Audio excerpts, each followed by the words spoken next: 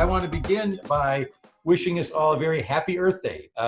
It was 50 years ago today, Gaylord Nelson led the charge and established Earth Day here in the United States. And 50 years later, it is probably more important than it was a half century ago. That we do everything we can in the face of climate change, in the face of COVID-19, in the face of equity issues that we face as a community, as a nation, as a world, that we're doing what we can to preserve this earth, not for ourselves, but for our children and our grandchildren. And even though all of our focus is on COVID-19 right now, locally, nationally, and as a world, this is so important. We thought that we wanted to take time and celebrate Earth Day. So we've got several of the biggest leaders in the Milwaukee community who have been promoting not only economic equity and a good environment and good sustainability, but people who are involving our community in a real way. And to me, this has always been a grassroots movement. There's nothing more grassroots than cleaning up the environment, because it's sometimes literally, as you'll hear later from Joe and others, it's about stepping out of your front door and cleaning up your front lawn. But I do want the community to know, and I want you to know, how seriously we as a city take this. And Eric Schamberger and his team at Environmental Collaboration Office take this effort. This is his priority, our priority, my priority, that as a community, we do everything we can to promote sustainability, to have that really as a complement to economic growth and economic equity. So as a community, people will see that we care not just about making sure that our streets are clean, but making sure that our entire community is involved in this. So what I'm going to do is just talk a couple minutes about some of the efforts that we've undertaken already. But then I'm going to turn it over to Joe and Jennifer and Lindsay and Antonio, and have Eric clean up at the end, to let you know why this is so important, particularly at this time when our focus is on COVID-19. I actually think in a tragic way that they complement each other, because it reminds us how tenuous our relationship as a race is with factors that are out of our control, and that we should do what we can to influence those factors that are under our control, which oftentimes is cleaning up the environment. So I just want to remind us all, it seems like decades ago, but it was only, I think, last month or the month before, Eric, you can correct me if I'm wrong, where we announced the largest solar farm, basically, solar project here in the history of the city of Milwaukee. And we're very, very proud of that. It's located down near the airport, 8 acres, a great partnership with We Energies, a great partnership with the National Guard, because we understand how important it is for us to utilize our resources in a smart way. And Eric, again, was the one that really worked hard to put this deal together with We Energies. And it follows very much what I've been saying all along, as I want us to move to be a more solar city, that my approach is D, all of the above. And when I say that, what I mean is that we want to reduce our reliance on fossil-based fuels by 25%. And to do that, that means we are going to need partners, many partners. And that includes the private sector. That's why we work with private companies that are willing to do this, and will continue to do that. That's why we do some of these projects ourselves, because we think that there's a place for us, and you've seen some of this on our libraries and our public housing. But we also think that there's an important role that our utility can play here, We Energies. And they have allocated to them from the Public Service Commission the ability to have this partnership. And we wanted to make sure that we were part of that as well. So we're very proud of that. Again, it's not costing our taxpayers any money. In fact, we'll receive money for selling what we were able to do. We'll be able to help our armed services by providing them a redundant backup source, and that's important. We're doing it on a location near the airport that is not suitable for a lot of other things, and so we're not taking land that could be used for something, for housing or for gardens. This made a lot of sense for us to do that. Why are we doing this? We're doing this because we believe that climate change is real. We believe that you follow the science. And when President Trump came in and tried to do everything he could to back off from this, that's why we very, very, very quickly made it clear that we're still in, that the cities still believe that we have a role to play in making sure that the impact of climate change can be addressed even at the local level. And so we will continue to find ways to partnership, because this is all about partnerships, to do what we can to mitigate those impacts. One of the things that we're looking at, of course, that we've been working on, excuse me, with our, not only our Office of Environmental Collaboration, but also with our Department of Public Works, is the Complete Streets Plan. And this is, again, to make our city more livable, make sure that our pedestrians, our bicyclists, individuals can use our streets as well. And I think, again, one of the impacts of COVID-19 that you're seeing nationally is you're seeing that some cities are actually taking streets out of circulation and having them dedicated to pedestrians and bicyclists. We have not found a need to do that up to this point. But again, I'd say that because there's an intersection here, a potential intersection, and we want to make sure that we're doing as much as we can to have different forms of transportation. We think that that's going to help us in the long run as well. What you'll also see in the next 2 years is you're going to see us addressing our sustainability plan. And again, this is something Eric and his team have been working on a lot. We want to make sure that it addresses climate change, and we're going to continue to do that. But it also has to have a focus on economic equity.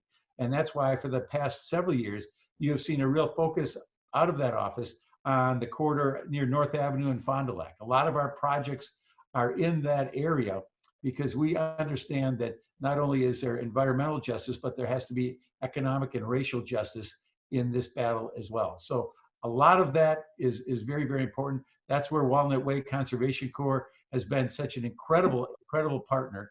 And in some ways, they're the ones that are leading, and we're holding on to their coattails, because Antonio and his team have been so far ahead of so many organizations, not just locally, but nationally, in making sure that the residents are part of this. Again, this is not a top-down approach. This is having the residents of our communities engaged in doing what they can to do what's necessary to have healthier and cleaner neighborhoods. Which gets me to Joe, because each year Joe and I have a cleanup press conference, and we go to schools and we work with the kids, and we tell the kids how important it is to clean up their neighborhoods, and it's always a lot of fun. It's always a time where we can engage the young people. But obviously, this year with the stay-at-home orders, that's something that is more difficult to complete. But that doesn't mean that we're throwing in the towel. And to the contrary, with Joe's wonderful leadership, and I'll have Joe talk about this, we're going to be launching our doorstep cleanup plan, where we're going to ask residents throughout this community not to go miles away from their own home, but to step out their front door and to clean up their own neighborhoods. Because we think that people, as they get spring fever, are going to want to get out of the house. And one thing they can do is get out and clean up their front yards or their backyards or their alleys. And they can do that in a way that does not violate stay-at-home orders. It gets them a little exercise. It gets them, if you're a parent, it gets you a little away from your kids for a couple minutes if you want to do that. If you're a young person, it gets you away from your parents a little bit of that. And I'll let the spouses decide if they want to do it together or get away from each other. But I'm going to turn it over to Joe to talk about this effort and to thank him for his continuing leadership and his enthusiastic approach to keeping Greater Milwaukee beautiful. Joe, the floor is yours. Thank you, Mayor. And again, congratulations on your appointment again as mayor. We appreciate your leadership and everything you do to make our city environmentally green. So thank you so much for that. And yeah, we missed the press conference by a week when we were told the schools were out, we were out, everybody stay home, do their thing. There's 57,000 volunteers just stomping in their homes, getting ready to get out to do cleanups. We're getting calls all the time when the weather is the best to say, when can we do something? Thank goodness for the Department of Public Works and the Department of Neighborhood Services. We got together and said, hey, we've got to try something. We've got to do something that doesn't let our city get out of hand so much. And hence, the great minds got together and teleconference style, and we came up with the doorstep cleanup. We don't want folks to go too far. We don't want them to be in danger, in harm's way and anything. But if they could just walk out their door and on their porch, down the steps, look to the back door, look to the sides, left and right, pick up whatever litter they can pick up, that would be terrific. We have a whole neighborhood doing it. We've got half the battle won. The city is sending out street sweepers throughout different parts of town to make things happen. My street got swept. That was really nice. My neighbors started looking and saying, what can we do? I said, you know what? Why don't we just walk outside and do it?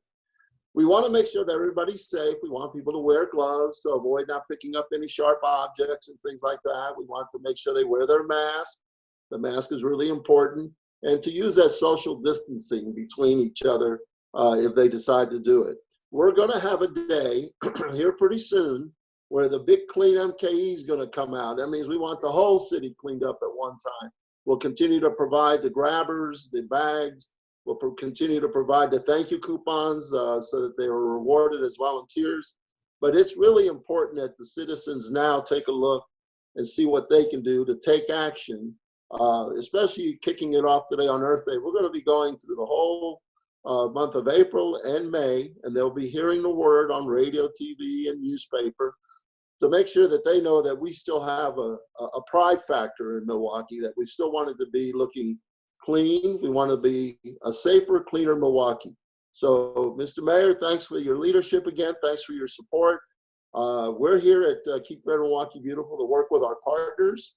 We've got several of them, and they will certainly all be ready to go once we get the all clear. So thank you very much. Thank you, Joe. Next, I'd like to call on Jennifer Bolger-Brasida, who is Milwaukee's Riverkeeper, the Executive Director of Milwaukee's Riverkeeper.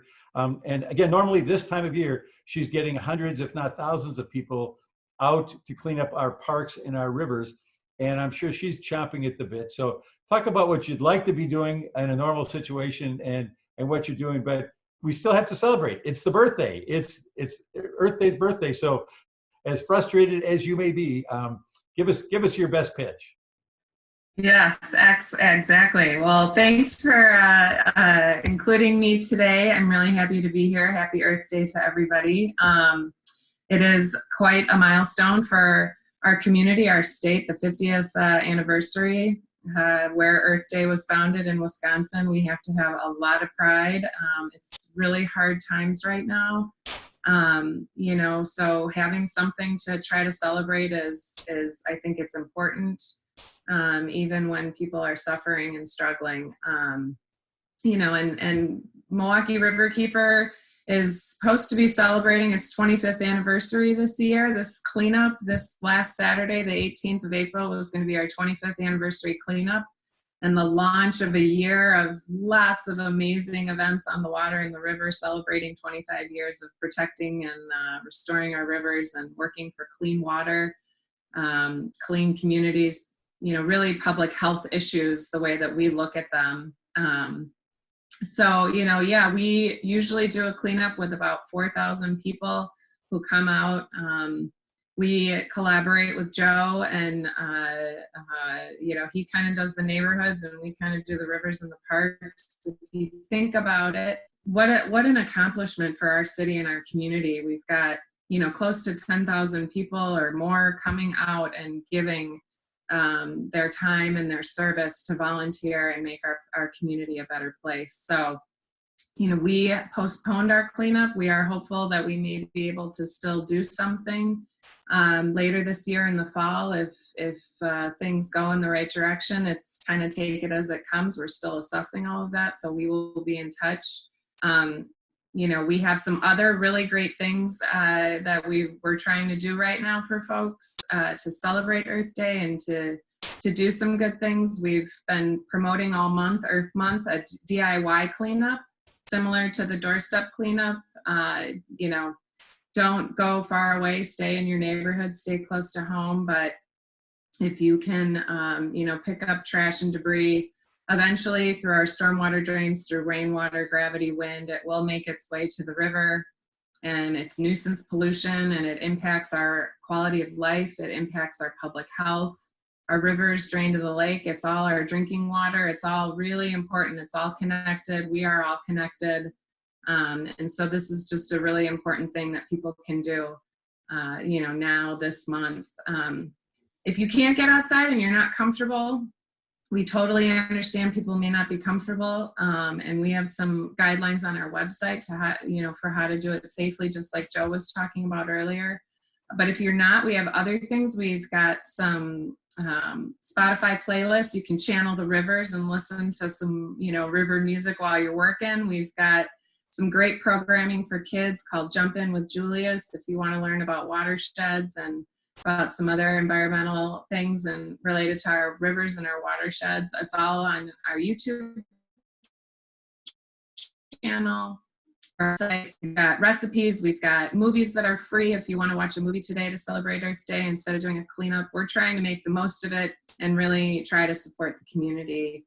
And the one last thing, maybe this will be a great segue for you. One of my favorite things about our cleanup, this would have been the third or fourth year, I'm losing track now, Lindsay, that we've partnered with Rock the Green to throw a huge party after our cleanup. We've always thought, we've picked up all this trash in the community. Why create more trash to go to our landfills? And Lindsay's the expert when it comes to music and putting on a great event. So she's always put on a wonderful party for all our volunteers to celebrate them, to thank them. And we've always had just great community partners support that event. And so we're also hoping maybe down the road, if things shift, we will be able to continue to partner with Lindsay and do something together and for the community at a later date. So. All right, thank you. Over to you, Lindsay. Over to you.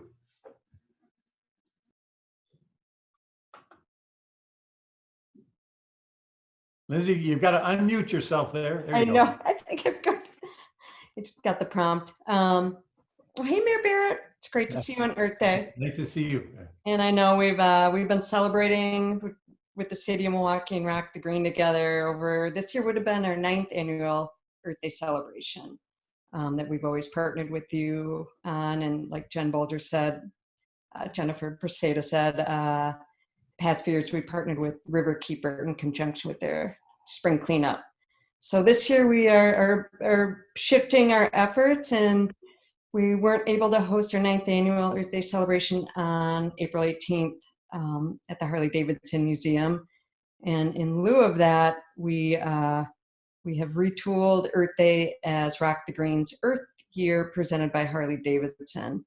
And so we're going to be celebrating Earth Year all year, which goes to Rock the Green's mission. We are an environmental nonprofit, and we want to be able to promote sustainability and eco-education outwards to the community. We just launched a podcast this morning that is hosted by Michael Perman, a Wisconsin native, actually Whitefish Bay native, who is based in Portland, Oregon, and he's a futurist. And he moderated a panel featuring Rachel Schneider's head of sustainability at Harley-Davidson and Kim Rada, who's head of sustainability at Molson Coors.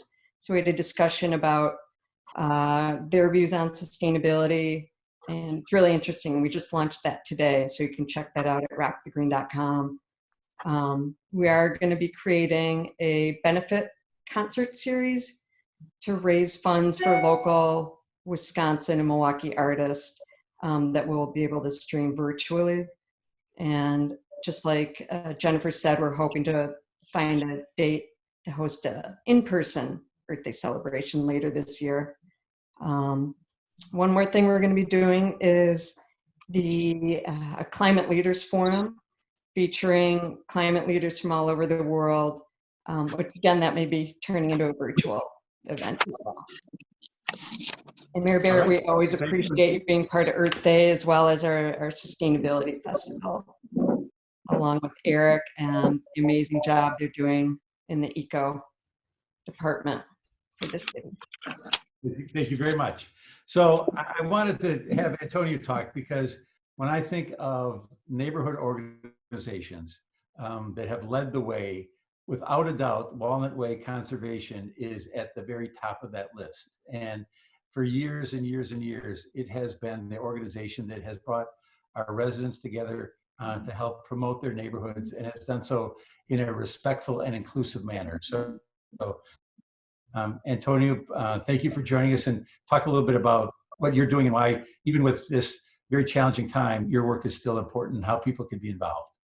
Yeah, absolutely. So thank you, Mayor. Thank you, Eric, and the ECO office. Really appreciate this opportunity. And also to my peers on the line, too. Glad to be here with you all. 25 years, we're celebrating 20 years ourselves this year as an organization. So we're really excited about that, at Walnut Way.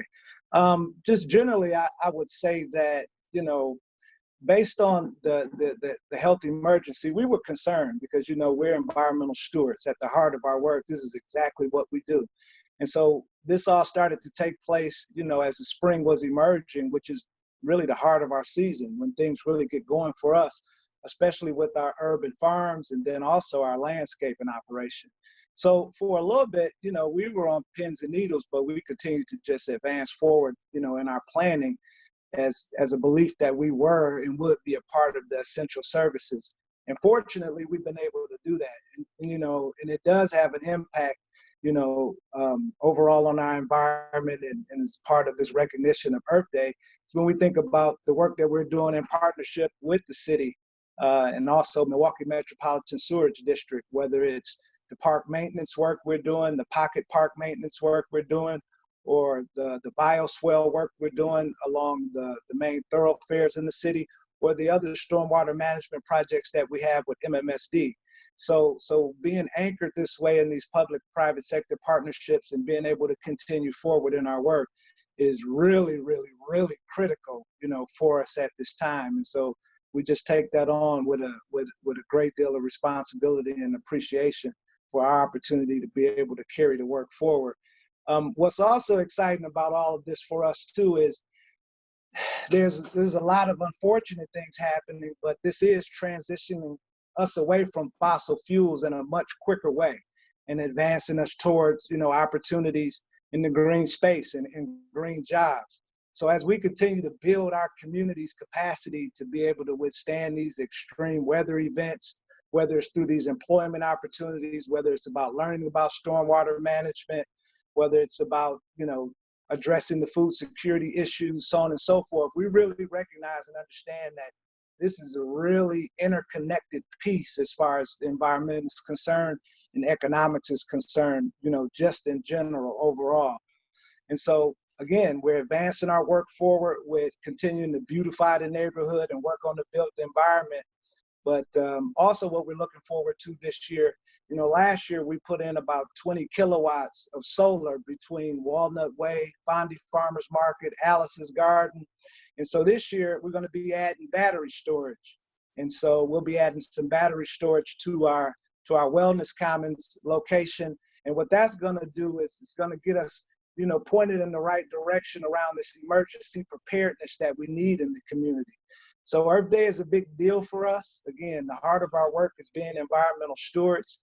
And we think that this is a real solid pathway to continue to transform neighborhoods like ours that have had, historical economic challenges along the way. So again, to be in partnership with the city, to be in a partnership, specifically with the ECO office and other departments is a big deal for us. And so again, to my peers, keep up the great work. Looking forward to working with you all this year, and happy Earth Day. Happy Earth Day to you. So thank you very much, Antonio. So at the city level, Eric is the one who really leads the charge. So Eric, happy birthday to your office as well. Why don't you bring us home? Thank you, Mayor Barrett, and thank you all of you for being here. We're the Environmental Collaboration Office, and collaboration is our middle name, and we can't do what we need to do as a city without collaboration from all the partners here that are on this call and many, many others.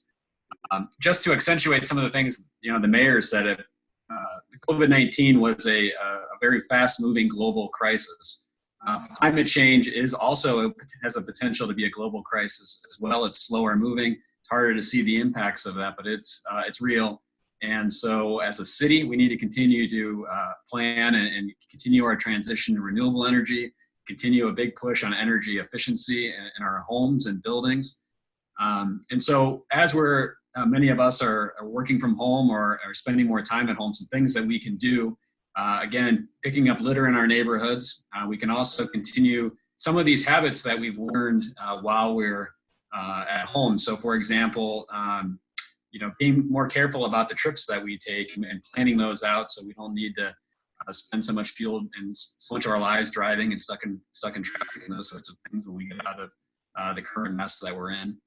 And then in terms of litter, I guess the other piece I'd like to accentuate is the Plastic Free Milwaukee campaign, which is about not just disposing of litter in the right way, but being intentional about creating less litter in the first place and using less disposable meals. I know we're all trying to support local businesses, and that's great in terms of takeout, and we really encourage that. But to the extent that we can use dishes from home and make sure that the takeout doesn't end up in our waterways and in our streets and those sorts of things. So those are some practical things that we can do. But as the mayor said, we're going to continue pushing at the city scale to really set a framework for how we reduce our carbon emissions for the long term and get ready and do that in a way that's equitable for all of our neighborhoods and creates long-term job opportunities. So thank you. Thank you, Eric. Well, again, thank you all. As I look at your pictures here, you sort of like, I feel like I'm on Hollywood Squares, but I appreciate the leadership that every one of you shows. And I don't know if there's any, I don't see any questions in the box. Let's see. Ken Wainscott has one to Jennifer. I'll read it. Local public works departments are reporting about a 20% increase in trash volume during this stay-at-home period. What has the impact been on the condition and cleanliness of the rivers during this time? Well, that's a good question. I think that I actually have not really been out about in the rivers a whole lot lately, so I haven't really seen a lot of debris. I will say that I think there's kind of a delay between the volume of trash that we create and that's in the neighborhood and the time that it takes to get to the waterways. We have to have some pretty big rains and high winds. We've had a little bit of that. I think we're going to have some more of that in the upcoming weeks. But eventually, trash that is, kind of upland, if you want to call it, or in the neighborhood, eventually it will, if it is not controlled, it will make its way to our water bodies. So it is an important stream of pollution that we need to try to control better. It's nuisance and it harms our wildlife. It can create accidents. It can, hurt our communities and our public health. So I think we'll have to wait a little bit longer to see if there's a true specific impact due to sheltering at home on the rivers directly. Great, thank you. Are there any other questions? All right. Well, again, I want to thank all of you, and I want to thank the representatives from the media for paying attention to this issue, because it's, again, I understand and I agree, and all of our attention is on COVID-19, but we don't want to let this one pass. 50 years, this was an amazing movement that continues to be through this day, and we're going to navigate these turbulent waters. But what we can't do is abandon our commitment to doing everything we can to make this planet sustainable. So thank you all for coming today.